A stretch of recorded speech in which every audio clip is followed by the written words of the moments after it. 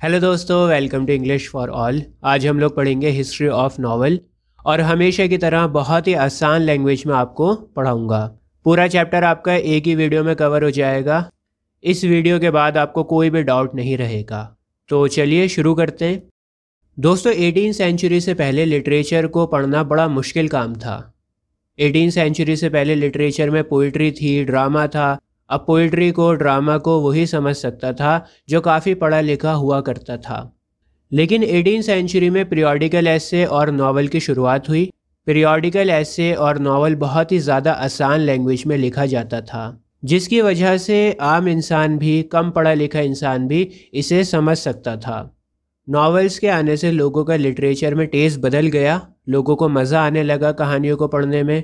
Novel एक source of entertainment बन गया था। देखिए, आजकल के ज़माने में हम लोग बोर होते हैं तो हमारे पास बहुत सारी चीज़ें हैं टाइम स्पेंड करने के लिए। यूट्यूब है, इंस्टाग्राम है, फेसबुक है, सिनेमा हॉल है। लेकिन पहले ज़माने में लोगों के पास ये सब नहीं था। तो इसीलिए नॉवेल्स के आने से लोगों का एंटरटेनमेंट होने लगा, उन्हें मज़ा आने लगा और वो अपने टाइम को पास करने के लिए पढ़ने लगे। नॉवेल्स की लैंग्वेज इतनी आसान होती है कि कोई भी इसे आसानी से पढ़ सकता था। नॉवेल्स को समझने के लिए आपको पढ़ा लिखा होने की ज़रूरत नहीं है। जैसे अगर आप पोइट्री को पढ़ोगे तो समझ नहीं पाओगे। पोइट्री सिर्फ़ और सिर्फ पढ़े लिखे इंसान को ही समझ में आ सकती है। तो इसी वजह से 18 सेंचुरी में नावल काफ़ी ज़्यादा हिट हो गया। और दोस्तों, जब इतने सारे लोगों ने नावल्स को पढ़ा तो सोसाइटी में चेंज आया। जब एक साथ इतने सारे लोगों ने नावल्स को पढ़ा तो फिर सोसाइटी में चेंज आने लगा। नावल्स को पढ़ने के बाद लोग इंटेलेक्चुअल हुए। देखिए, जब आप कहानी पढ़ते हैं तो उसमें करैक्टर कितनी सारी मुश्किलों से गुज़रा, क्या क्या उसके चैलेंजेस आए, क्या क्या उसने अपनी ज़िंदगी में फ़ैसले लिए, परेशानियों का किस तरह से सॉल्यूशन निकाला और क्या क्या डिसीजन लिए, ये सब आप पढ़ते हो उसकी लाइफ का। और जब आप उस करैक्टर की कहानी को पढ़ते हो तो वो आपको भी स्मार्ट बनाती है। आपको पता लगता है कि उसने अपनी ज़िंदगी में क्या क्या फ़ैसले लिए, क्या क्या गलत काम किए, क्या क्या सही काम किए। और जब आप उसकी कहानी को पढ़ते हो तो आपको भी समझ आती है, क्योंकि नॉवेल्स में जो कैरेक्टर्स होते हैं वो बिल्कुल रियल जैसे होते हैं। उनकी ज़िंदगी में भी प्रॉब्लम्स आती हैं और वो भी कहानी में डेवलप होते हैं, उनकी भी कहानी में ग्रोथ होती है। तो कहानियाँ पढ़ने से लोग समझदार होने लगे। इसके अलावा लोग सेंटिमेंटल होने लगे, मतलब उनमें अलग अलग सेंटिमेंट्स आने लगे, भावनाएं आने लगी। सेंटिमेंट मतलब फीलिंग्स। अब देखो, जैसे आप एक मर्द हो और आप ऐसा नावल पढ़ रहे हो जिसमें एक औरत अपने चैलेंजेस के बारे में बता रही है। एक औरत का रेप हो गया, तो जो उसके ऊपर बीती है वो आप जब पढ़ोगे तो उसके पॉइंट ऑफ व्यू से सोचोगे, उसकी आंखों से देखोगे दुनिया को, क्योंकि आपने हमेशा अपने हिसाब से दुनिया को देखा है। जब आप देखोगे कि लड़कियों की लाइफ में क्या क्या चैलेंजेस होते हैं तो एक अलग तरह की फीलिंग आएगी आप में। या मान लो आप शहर में रहते हो तो किसी गांव के करैक्टर के बारे में पढ़ोगे, आप देखोगे कि गांव वालों को किस तरह के चैलेंजेस का सामना करना पड़ता है, तो एक अलग तरह की फीलिंग आएगी।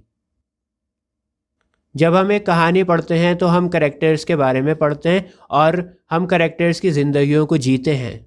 और अलग अलग तरह के करैक्टर्स की ज़िंदगियों को पढ़कर हमारे अंदर अलग अलग फीलिंग्स भी आती हैं। इसके अलावा नॉवेल्स के अलग अलग जॉनरा होते हैं। कोई रोमांटिक होता है, कोई थ्रिलर होता है, कोई हॉरर होता है। हॉरर की फीलिंग अलग आएगी, रोमांटिक की फीलिंग अलग आएगी। बात आ रही है समझ में? तीसरा चेंज जो आया था वो था रियलिस्टिक प्लेन, मतलब जो नावल रियलिटी से कनेक्टेड हो, जिस नावल में रियलिज्म दिखाया गया हो, रियलिटी को दिखाया गया हो। तो लोगों ने जब नावल्स को पढ़ा तो उनमें अवेयरनेस आ रही थी, रियलिटी को जान रहे थे। इसके अलावा इंस्ट्रक्ट रीडर बन रहे थे। जैसा कि मैंने आपको बताया कि पहले ज़माने में टीवी, इंटरनेट, सिनेमा हॉल नहीं हुआ करता था। तो लोगों को जब नावल पढ़ने को मिला तो उन्हें काफ़ी मज़ा आया पढ़ने में और वो एक अच्छे रीडर बन रहे थे। जब मोटी मोटी किताबें पढ़ने लगे तो एक अच्छे रीडर बन गए। तो दोस्तों, ये 4 चेंजेस हैं जो ऑडियंस में आए, आप इन्हें नोट कर लेना।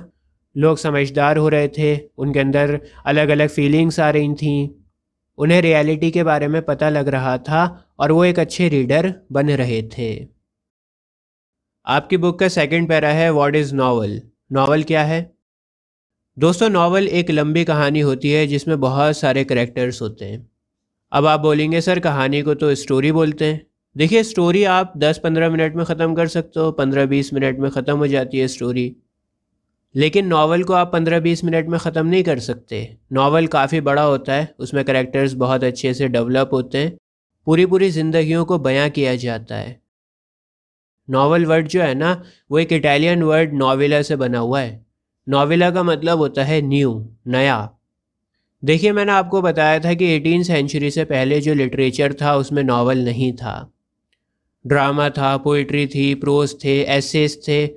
तो नावल जो था वो कुछ नया था, कुछ अलग था। नोवेला का मतलब नया, और नावल तो नया था ही, तो नोवेला से एक वर्ड बनाया है इन्होंने, नावल, मतलब कुछ नया, कुछ अलग। एक बात और बताना चाहता हूँ आपको। देखिए, इंग्लिश लैंग्वेज बहुत सारे लैंग्वेजेस से मिलकर बनी है। इंग्लिश लैंग्वेज बहुत सारी लैंग्वेजेस के वर्ड्स को अडॉप्ट कर लेती है। जैसे कुछ वर्ड्स हैं हिंदी के, पजामा हो गया, गुंडा हो गया, आजकल एक वर्ड बहुत ट्रेंडिंग कर रहा है, कर्मा। ये सारे वर्ड्स इंग्लिश लैंग्वेज में मिल गए हैं। उसी तरह से इटालियन वर्ड नोवेला भी इंग्लिश में मिल गया है, और नोवेला का मतलब आज की डेट में है छोटा नावल, अ शॉर्ट नावल और अ लॉन्ग शॉर्ट स्टोरी। देखिए, स्टोरी बहुत छोटी सी होती है, 15-20 मिनट में ख़त्म हो जाती है। उसके बाद आता है नोवेला। नोवेला स्टोरी से थोड़ा सा बड़ा होता है, लेकिन नावल से छोटा होता है। स्टोरी बहुत छोटी, नोवेला उससे बड़ा, और नावल सबसे बड़ा। नावल और स्टोरी के बीच में जो कहानियाँ आती हैं ना, 1-2 दिन में ख़त्म होने वाली जो कहानियाँ आती हैं, पतली पतली बुक्स होती हैं, उन्हें कहा जाता है नोवेला। आई होप आपको समझ में आ रहा होगा।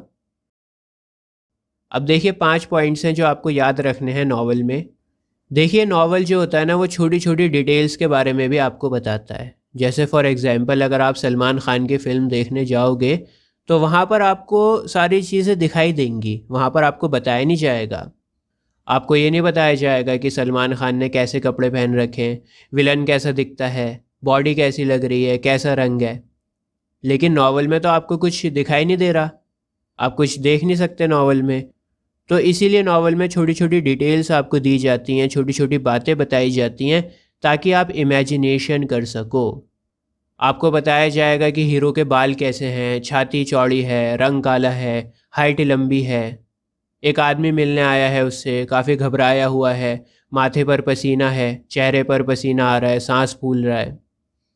ये सब छोटी छोटी बातें आपको बताई जाएंगी ताकि आप इमेजिनेशन कर सको। कहानी को फील आप तभी कर पाओगे जब आपको डिटेल्स पता होंगी। दूसरा पॉइंट, देखिए, नावल जो होता है ना, वो आपको अपने टाइम की सोसाइटी के बारे में बताता है। जैसे फॉर एग्जांपल, अगर आप इंडियन लिटरेचर पढ़ोगे आज़ादी के टाइम का, तो उसमें आपको पैट्रियाटिज़म मिलेगा, देशभक्ति मिलेगी, क्योंकि उस ज़माने में हम लोग आज़ादी के लिए स्ट्रगल कर रहे थे। लेकिन आज का लिटरेचर आप पढ़ोगे तो उसमें आपको अलग ही थीम मिलेगी। नावल सोसाइटी का मिरर होता है, जो कुछ भी सोसाइटी में चल रहा होगा वो आपको नावल में मिलेगा। ना सिर्फ नावल में, कोई भी लिटरेचर आप पढ़ो, जो कुछ भी सोसाइटी में चल रहा होगा वो आपको लिटरेचर में मिलता है। तो अगर आपको फ्रेंच रेवोल्यूशन के बारे में जानना है, मान लो आपको देखना है कि फ्रेंच रेवोल्यूशन में सोसाइटी में क्या हो रहा था, फ्रांस में लोग किस तरह से जी रहे थे, तो आप 18वीं सेंचुरी का लिटरेचर पढ़ो। एक बहुत बेहतरीन नावल है a tale of two cities, Charles Dickens ने लिखा है इसे। उस नावल में बताया गया है कि फ़्रेंच रेवोल्यूशन का किस तरह से सोसाइटी पर असर पड़ा। कमाल का नावल है। बहरहाल, मैं जो बात बताना चाह रहा हूँ, उम्मीद है आपको समझ में आ रहा होगा। तीसरी बात यह है कि ड्रामा में या पोइट्री में आपको इतना अच्छे से समझ में नहीं आता जितना नावल में आप सोसाइटी को देख पाते हो। दोस्तों, एक अच्छा शायर वही होता है जो चंद पंक्तियों में गहरी बात बोल जाए। तो पोइट्री से आपको कोई ख़ास पता नहीं लगेगा, उसमें डिटेल्स नहीं होती, सोसाइटी के बारे में कुछ ख़ास नहीं पता लगेगा आपको। या ड्रामा भी अगर आप पढ़ोगे तो ज़िंदगी के बारे में पता नहीं लगेगा। लेकिन नावल में धीरे धीरे करैक्टर्स डेवलप होते रहते हैं, आप करैक्टर के साथ जुड़ जाते हो, तो उसकी ज़िंदगी जीने लगते हो, करैक्टर की ज़िंदगी जीने लगते हो। इसीलिए नावल में आपको लाइफ अच्छे से समझ में आती है, सोसाइटी के बारे में अच्छे से पता लगता है, आप चीज़ों को अच्छे से समझ पाते हो। चौथा पॉइंट है कि मॉडर्न एरा माने नए ज़माने के नॉवेल्स ने लिटरेरी प्रोज को अडॉप्ट कर लिया है। मतलब जो लिटरेरी प्रोज हुआ करते थे वो अब नॉवेल्स बन गए हैं। आज की डेट में सिर्फ नॉवेल्स लिखे जाते हैं, नॉवेल्स ने लिटरेरी प्रोज को अपने में समा लिया है। अगला पॉइंट है कि नॉवल, जो कि एक लिटरेरी जॉनरा है, उसकी हिस्ट्री 2000 साल पुरानी हो गई है। माने 2000 साल पहले नावल आया था और आज की डेट में नावल सबसे ज़्यादा पॉपुलर है सभी लिटरेरी जॉनरा में। ड्रामा और पोइट्री नहीं चलता अब इतना, नावल चलता है। दोस्तों, कोई भी चीज़ इस दुनिया में एकदम से नहीं आती, वो धीरे धीरे डेवलप होती रहती है। जैसे फॉर एग्ज़ाम्पल आज आप स्मार्टफ़ोन चला रहे हो, लेकिन स्मार्टफ़ोन को आने से पहले कई सारे मोबाइल्स आ चुके हैं और फिर धीरे धीरे डेवलप होते होते आज मोबाइल स्मार्ट बन गया। उसी तरह से नावल भी एकदम से नहीं आया था। नावल के आने से पहले नावल जैसा कुछ बनाने का काम चल रहा था, जिसे कहा जाता है ग्रीक रोमांसिस। ग्रीक रोमांसिस आप नोकिया के मोबाइल जैसा समझो। ब्रैकेट में लिखा हुआ है अर्ली नॉवेल्स, क्योंकि ये कहानियाँ नावल जैसी तो थीं, लेकिन ये काफ़ी अर्ली स्टेज थी नावल की। नावल इतना ज़्यादा डेवलप नहीं हुआ था। इसके अंदर इमेजिनेटिव स्टोरीज़ थीं, काल्पनिक कथाएं होती थीं। जैसे एक मुर्गे ने मुर्गी के साथ अफेयर चला रखा था, मुर्गे का दुश्मन लोमड़ी थी। अब मुर्गा लोमड़ी से किस तरह से बचता है, क्या करता है, इस तरह की इमेजिनेटिव स्टोरीज़ हुआ करती थीं। डिलाइटफुल स्टोरीज़ थीं, मतलब हैप्पी स्टोरीज़ जिनकी हमेशा हैप्पी एंडिंग होती है कहानी के लास्ट में। सब कुछ बहुत अच्छा, बहुत बढ़िया हो जाता है। इसमें आइडियल लव दिखाया जाता था कि प्यार कैसा होना चाहिए। एडवेंचर्स होते थे, किस तरह से हीरो दुश्मन से लड़ रहा है, उसको मार रहा है और आखिर में अपनी हीरोइन को बचा रहा है। और दोस्तों, ग्रीक रोमांसिस ने अगले 1000 साल तक लिटरेचर की दुनिया पर राज किया था। देखिए, नावल से पहले लोग ग्रीक रोमांसिस को ही पढ़ा करते थे। हालांकि ये इतना बढ़िया तो नहीं था, लेकिन उस ज़माने में लोगों के पास ऑप्शन भी नहीं था। जैसे आज के ज़माने में आप दिलीप कुमार साहब की फ़िल्म देखोगे तो मज़ा नहीं आएगा आपको, लेकिन उस टाइम के हिसाब से वो पिक्चर लोगों को बड़ी अच्छी लगती थी। बहरहाल, 3 इम्पॉर्टेंट नाम हैं जिनको आपको याद रखना है। एक्लॉग्स नाम की एक बुक थी जिसे वर्जिल नाम के एक राइटर ने लिखा था। मेलॉरी ने मॉर्टी द अर्थर नाम की किताब को लिखा था और जॉफरी चौसर ने लिखा था कैंटरबरी टेल्स को। मैं आपको बता दूं, चौसर को फादर ऑफ इंग्लिश लिटरेचर भी कहा जाता है, क्योंकि वजह भी बता देता हूं आपको। उस ज़माने में क्या था, इंग्लिश ना बहुत बड़ी लैंग्वेज नहीं थी। इंग्लिश आम बोलचाल की लैंग्वेज थी और लिटरेचर को इंग्लिश में कोई भी लिखना पसंद नहीं करता था। लेकिन फिर चौसर आए, चौसर ने कहा कि मैं अपने वर्क्स को इंग्लिश में लिखूंगा।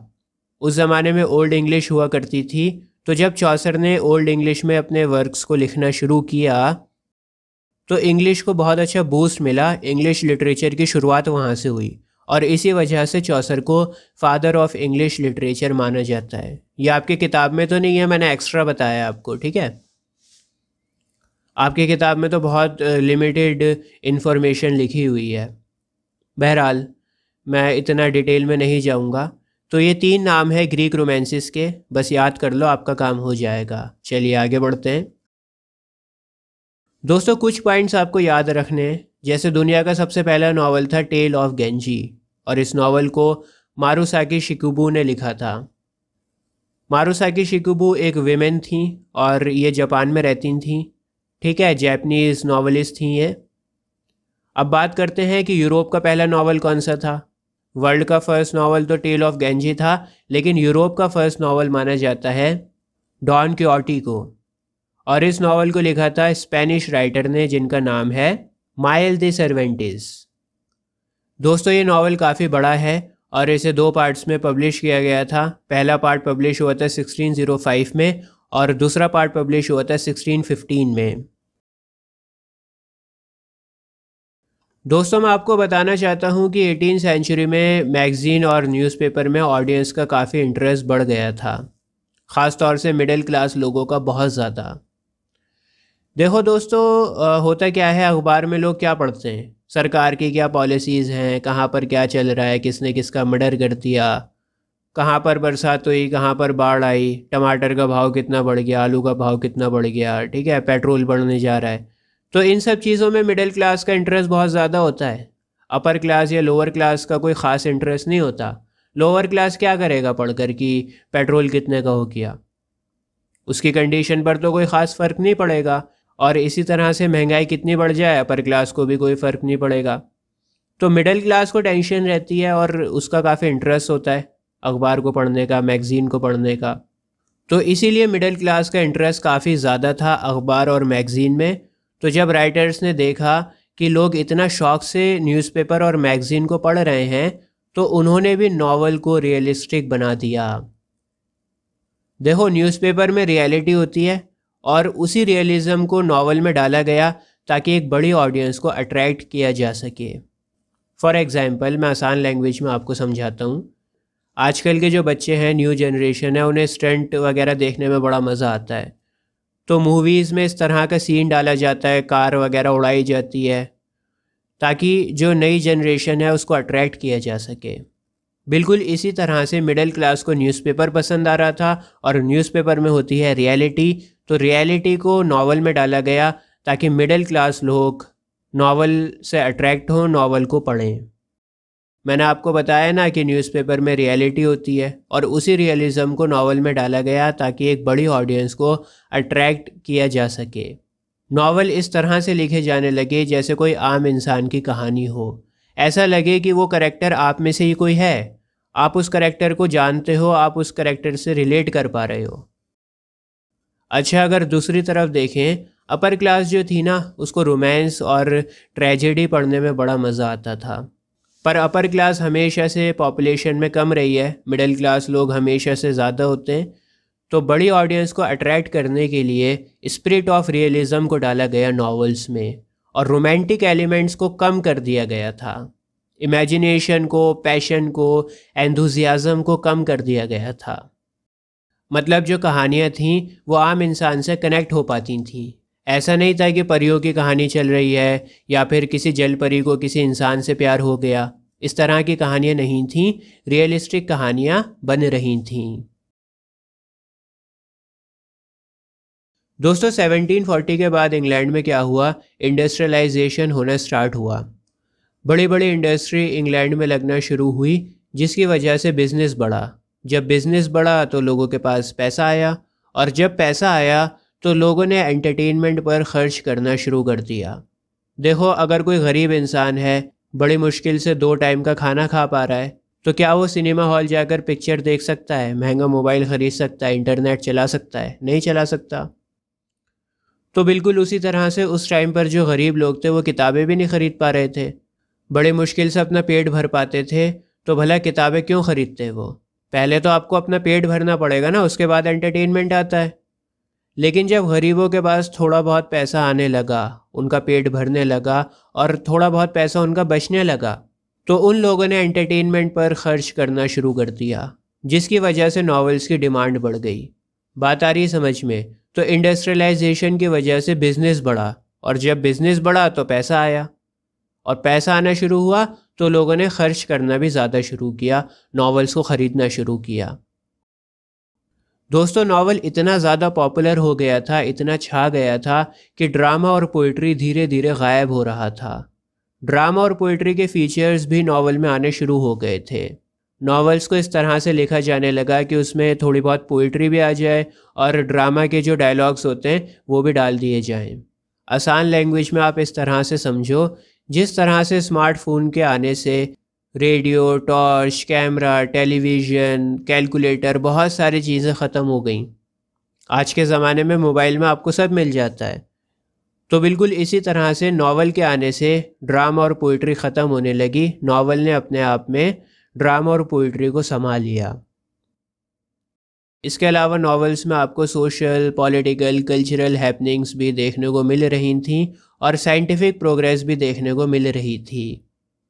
मेरा स्मार्टफोन वाला एग्जाम्पल आप लोग याद रखना, बहुत आसानी से चीज़ों को याद रख पाओगे। दोस्तों, अब आपका समझने का काम थोड़ा कम है, याद करने का काम ज़्यादा है। कुछ बहुत इंपॉर्टेंट वर्क्स हैं जिनके नाम आपको याद रखने पड़ेंगे, जैसे 18वीं सेंचुरी के मेजर वर्क्स आपकी स्क्रीन के ऊपर हैं।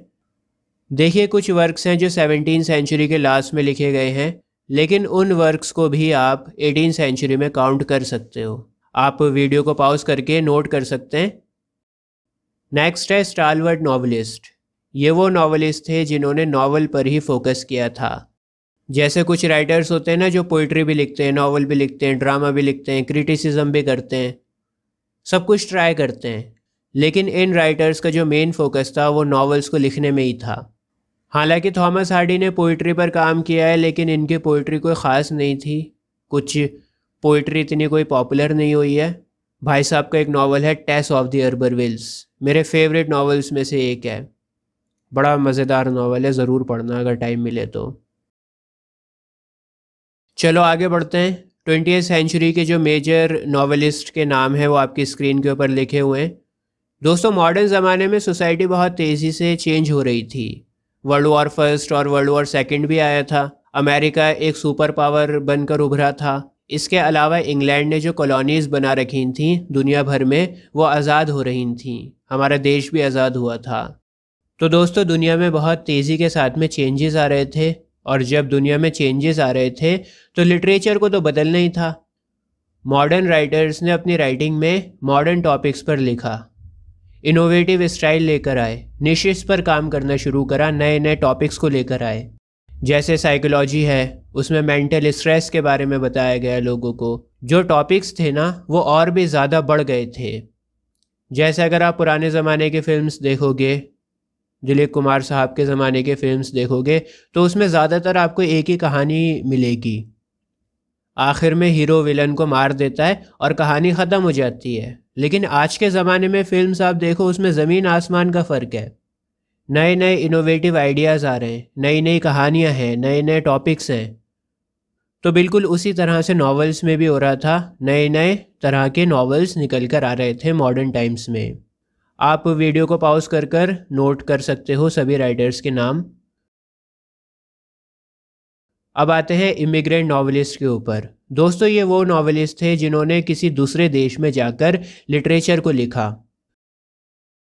दोस्तों, बहुत सी विमेन राइटर्स भी थीं जिन्होंने नावल को डेवलप करने में मेजर रोल प्ले किया है। तो आप वीडियो को दोबारा से पॉज कर इन सभी के नाम नोट कर सकते हैं। अब ये जो नॉवेल्स की टेक्निक्स आ रही हैं लिखी हुई, मैं आगे वाली स्लाइड में आपको बताऊंगा, फ़िक्र ना करें। बहुत आसान लैंग्वेज में एक एक चीज़ को मैं कवर करने वाला हूँ। अब आ जाओ इंडिया के ऊपर। दोस्तों, आपको पता होना चाहिए कि इंडिया की फ़र्स्ट नावल थी राजमोहन्स वाइफ बाय बंकिम चंद्र चट्टोपाध्याय। कहीं कहीं पर बंकिम चंद्र चट्टोपाध्याय लिखा हुआ मिलेगा आपको राइटर का नाम, कहीं पर आपको मिलेगा बंकिम चंद्र चटर्जी। एक ही बात है, चटर्जी हो या चट्टोपाध्याय एक ही बात है, ठीक है। वैसे इस नावल के ऊपर मैंने वीडियो बना भी रखी है। बहरहाल, इंडिया में जब नावल्स लिखे गए तो उसमें पैट्रियाटिज़म था, सोशल इश्यूज़ थे, क्योंकि उस टाइम हमारा देश आज़ाद नहीं हुआ था और हम लोग आज़ादी के लिए स्ट्रगल कर रहे थे। और जैसा कि मैंने आपको बताया, लिटरेचर सोसाइटी का मिरर होता है, तो सोशल इश्यूज़ और देशभक्ति आपको नावल्स में भी देखने को मिलती है। चलिए आगे बढ़ते हैं। ये कुछ इंपॉर्टेंट नाम है इंडियन नॉवेलिस्ट के आपकी स्क्रीन के ऊपर। सबसे पहले हैं 3 मोस्ट इम्पॉर्टेंट राइटर्स। इनका ट्रायो था 3 दोस्तों का, मुल्कराज आनंद, R.K. नारायण और राजा राव। तीनों का राइटिंग स्टाइल, टेक्निक्स काफ़ी सिमिलर थी। जिस तरह से आज के ज़माने में बॉलीवुड में सलमान खान, शाहरुख खान और आमिर खान राज करते हैं, तीनों का ट्रायो बना हुआ है, उसी तरह से इन तीनों का ट्रायो बना हुआ था अपने ज़माने में लिटरेचर की दुनिया में। एग्जाम्पल्स इसलिए देता हूँ मैं आपको ताकि आसानी से याद हो जाए। इसके बाद की जो लिस्ट है वो ऐसे नॉवेलिस्ट हैं जिन्होंने इंडियन लिटरेचर को वैरायटी दी है, अलग अलग नए नए टॉपिक्स लेकर आए हैं, अलग अलग निशेस पर काम किया है और लिटरेचर को वैरायटी दी है। इसके बाद जो लिस्ट है, इन राइटर्स ने नॉवेल्स को अपग्रेड किया है, नॉवेल्स को और ज़्यादा बेहतर बनाया है।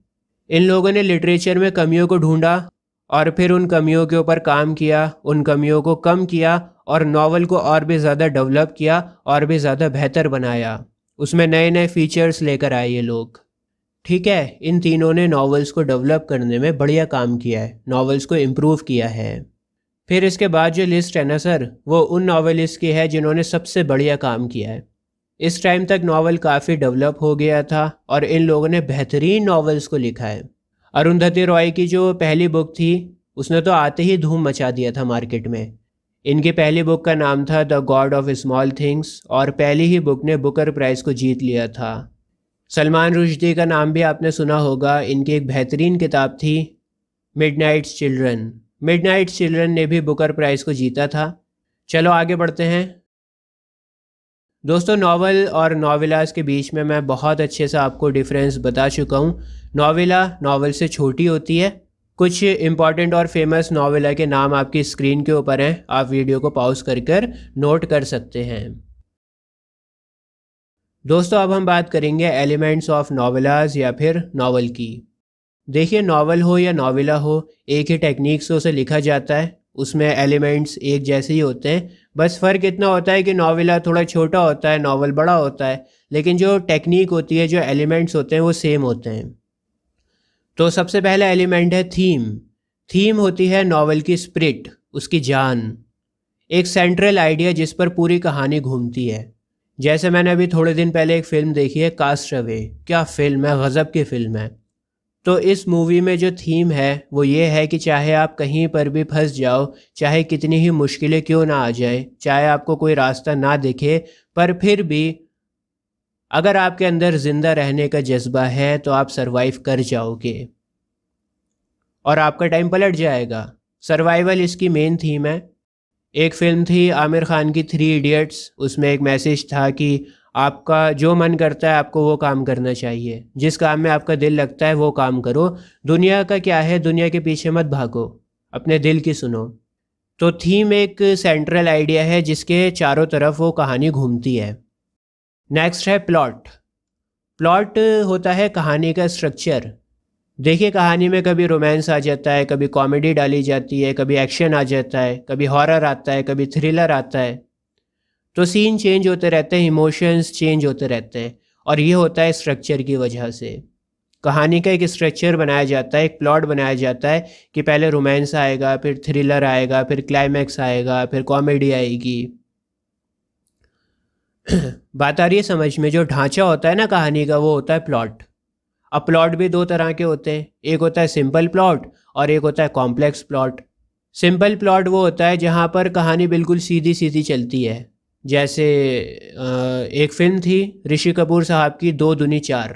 सिंपल सी कहानी है, कोई रोमांस नहीं है, कोई थ्रिलर नहीं है, कोई एक्शन नहीं है। लेकिन दूसरी तरफ एक फ़िल्म है रत्ससन, माय गॉड क्या फ़िल्म है यार, अगर नहीं देखी तो देखना, बहुत बढ़िया फ़िल्म है। तो रत्ससन में काफ़ी ट्विस्ट है, थ्रिलर है, एक्शन है।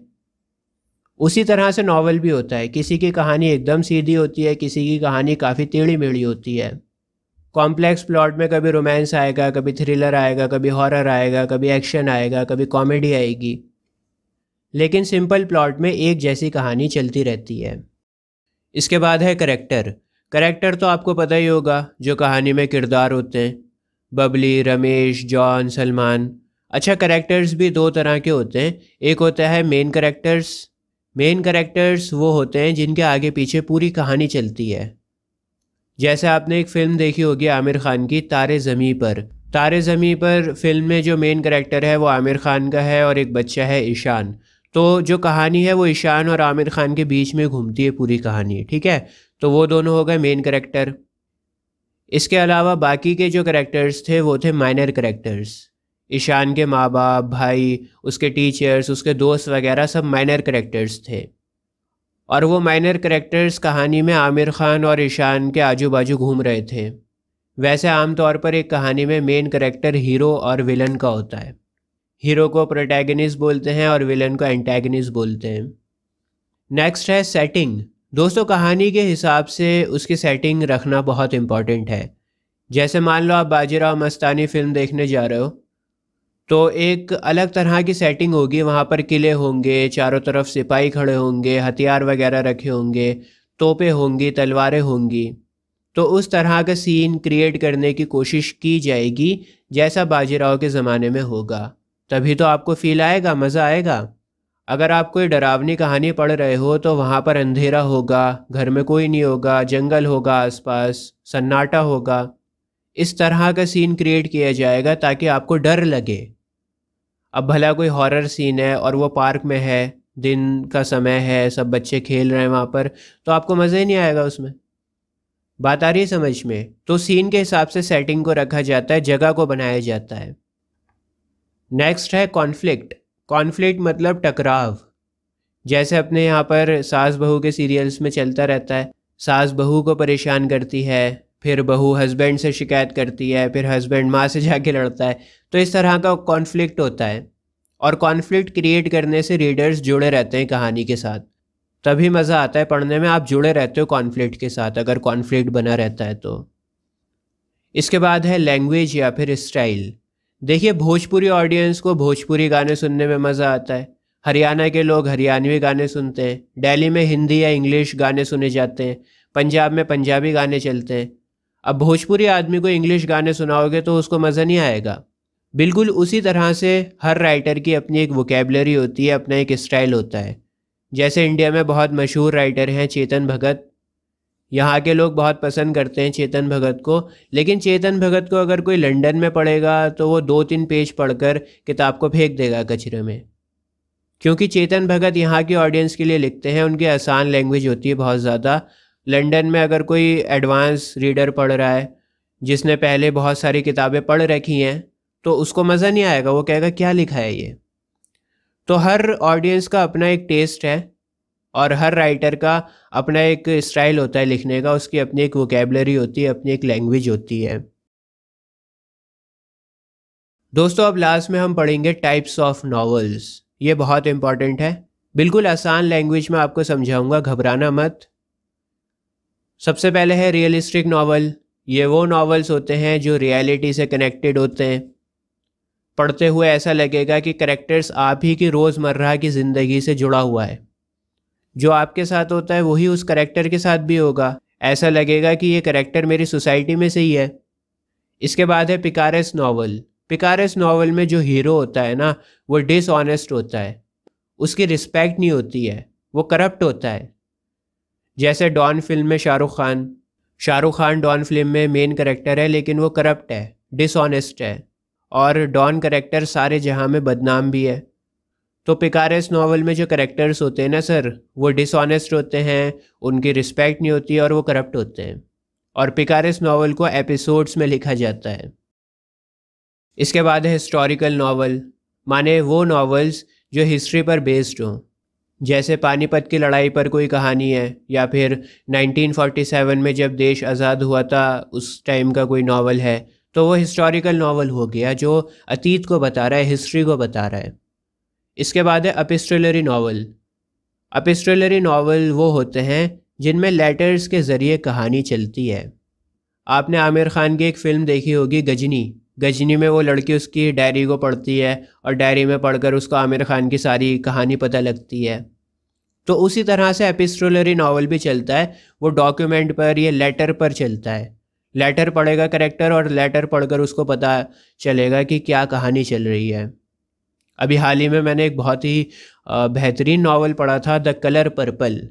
उसकी पूरी कहानी जो है ना वो लेटर्स में चलती है। तो ये भी एक अलग तरह की टेक्निक होती है।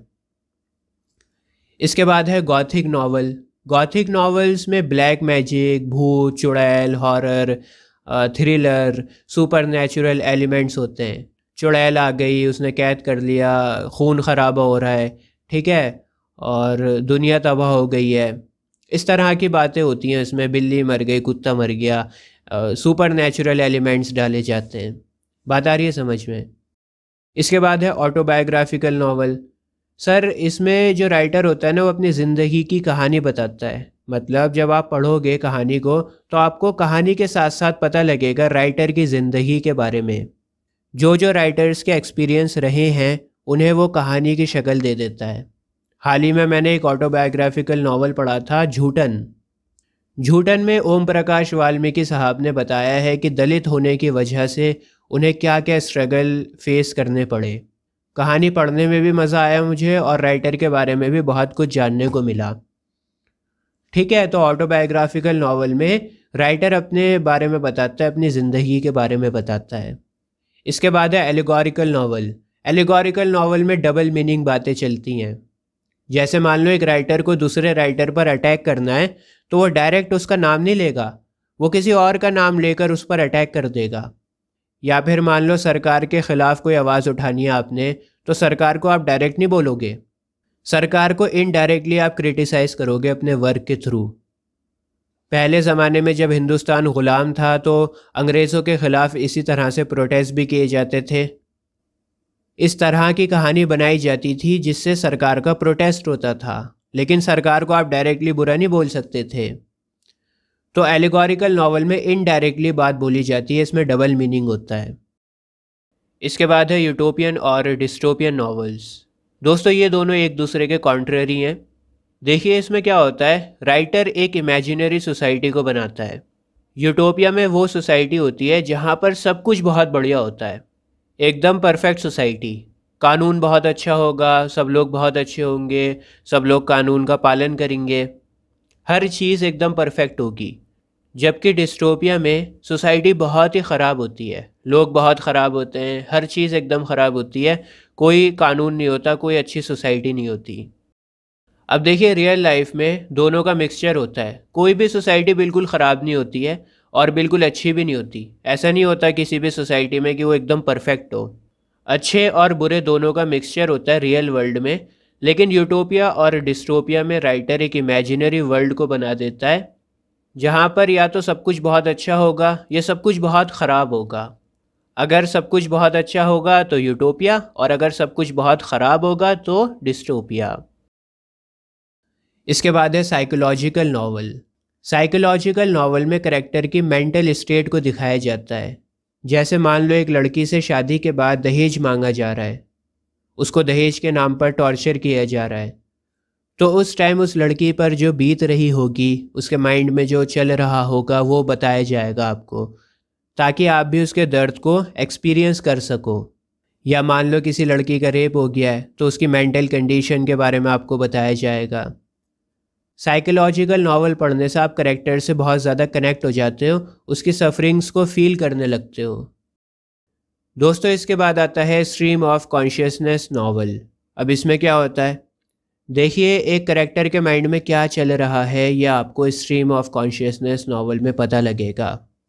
जैसे मान लो मेरे माइंड में ये चल रहा है कि अगले साल मैं दुबई जा रहा हूँ घूमने, और दुबई जाने में कितना खर्चा आएगा, क्या क्या मुझे करना पड़ेगा। अब मैंने किसी को नहीं बताया कि मेरे माइंड में क्या चल रहा है, कि मैं दुबई जाने का मेरा प्लान है, ये मैंने किसी को नहीं बताया। लेकिन अगर आप मेरी कहानी पढ़ोगे तो आपको समझ में आ जाएगा कि मैं दुबई जाने का प्लान बना रहा हूँ।